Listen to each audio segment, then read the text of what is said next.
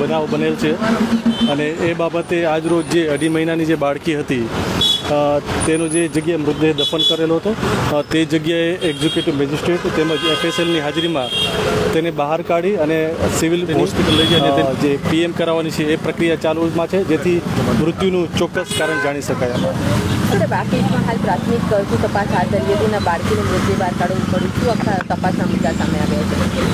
આ બાબતે જે વિગત છે એમાં જે જાહેર કરનાર છે એમણે જે ઘનશ્યામ ડેરી છે ત્યાંથી જે ખીરું લીધું હતું ને એ બાબતે જે આખો બનાવ બનેલ છે અને ફૂડ પોઈઝનિંગનું જે બનાવ બનેલ છે તેમને જણાવ્યા અનુસાર તો આ બાબતે મુખ્ય તો જે નમૂનાઓ એફએસએલ જેમની મિસ્ટી કરીને જે 3 વર્ષની બાળકી હતી તેના બી પીએમ કરાવીને તેના નમૂના મેળવેલ છે, તેમજ આ બાળકીની બી પ્રક્રિયા કરી અને તેના બી જે ફોરેન્સિક જે નમૂનાઓ છે લઈ અને એફએસએલમાં મોકલી અને આગળ જે હકીકતમાં મૃત્યુનું જે ચોક્કસ કારણ છે તે એફએસએલનો જે રિપોર્ટ આવશે ત્યારબાદ જ જાણી શકાશે.